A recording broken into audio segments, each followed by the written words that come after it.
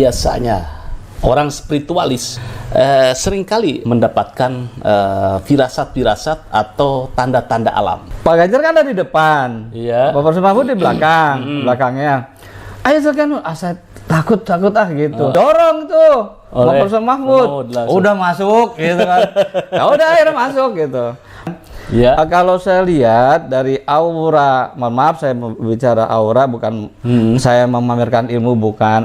Kalau siapa saja yang mendampingi Profesor Mahfud itu jadi. Oh, Mahfud ya. Ya. Ya, bagaimana menurut Anda? Saya tunggu. Kalau ingin menang ya, kalau ingin bisa mengimbangi suara dari Amin ya satu-satunya Pak Mahfud itu. Karena kalau hitung-hitungan yang lain ya sudah tidak nendang lagi. Kalau ingin menang ya, kalau ingin bisa mengimbangi suara dari Amin ya satu-satunya Pak Mahfud itu. Karena kalau hitung-hitungan yang lain ya sudah tidak nendang lagi, tidak bisa menambah suara karena sudah keterlambatan itu. Nah karena itu, tapi kalau lambat terus ya kalah lagi, kalah isu lagi, kalah langkah lagi, ya.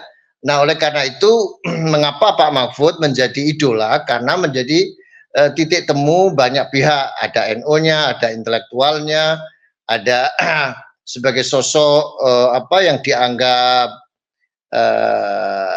bersuara keras tentang penegakan hukum, ada netizen itu mayoritas anak-anak muda itu berpihak kepada Pak Mahfud, berharap kepada Pak Mahfud masuk dalam.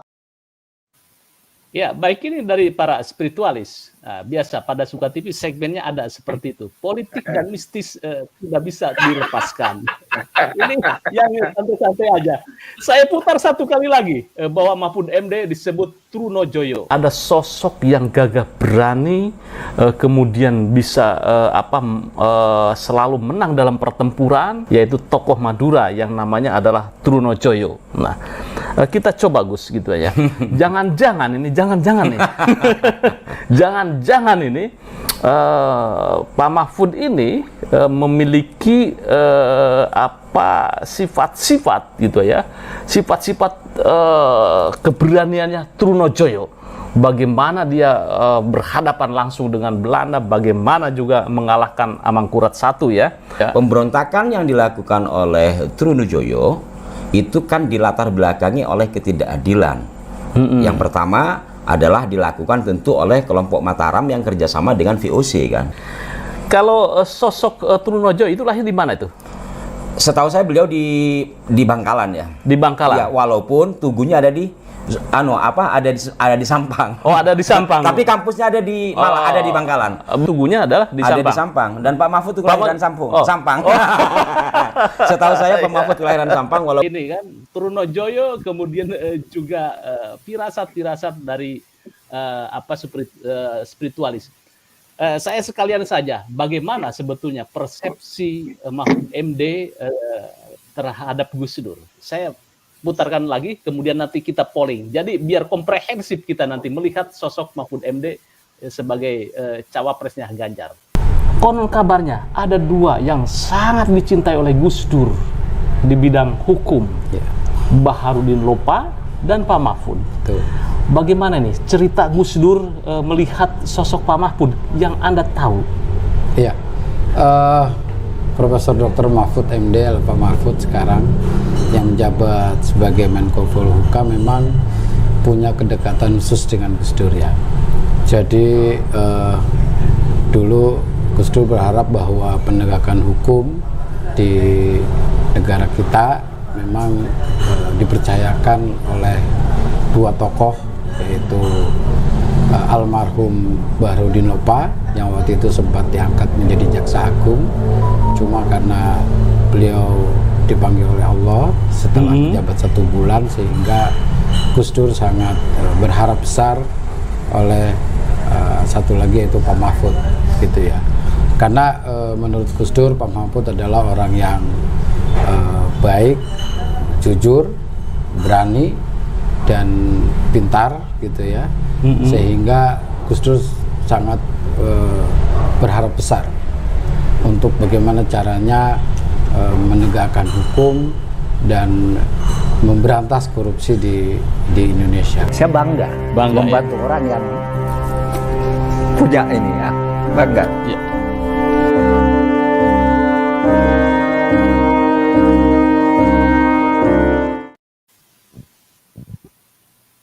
Ya, pemirsa pada Suara TV, Pak Mahfud MD akhirnya meneteskan air mata ketika saya wawancarai, begitu terkesannya terhadap Gus Dur.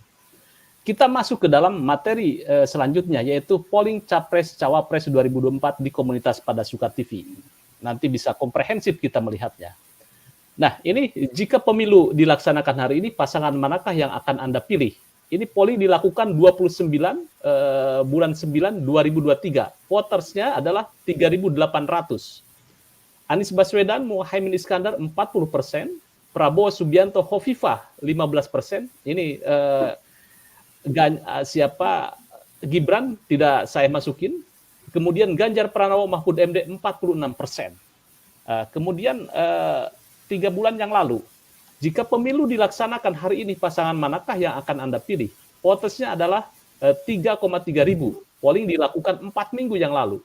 Masih konsisten. Anies Baswedan, Muhaimin Iskandar 31%, Prabowo Subianto, Erick Thohir, kali ini adalah Erick Thohir, itu 19%. Kemudian Ganjar Pranowo 51%. Artinya ada konsistensi nama Mahfud MD ketika dipasangkan dengan Ganjar Pranowo di polling Pada Suka TV. Saya tidak tahu nih survei yang lain, apakah sama dengan Pada Suka TV atau tidak. Kita sudah berkali-kali ya berbicara soal tentang peluang Pak Mahfud di Ganjar ini. Tapi nggak dijodoh-jodohkan ini, ya masih keliling saja. Pasangan Amin sudah keliling mencari suara. Sementara dua pasangan keliling mencari pasangan, dua capres keliling baru mencari pasangan itu. Jadi ini sudah ada keterlambatan.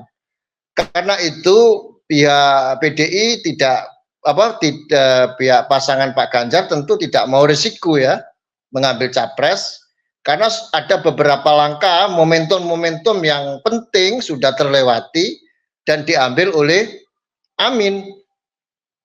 Isu juga, apalagi sekarang ada isu yang paling sensitif soal penjualan tanah 190 yang dilakukan oleh stigma rezim ini yang akan diteruskan.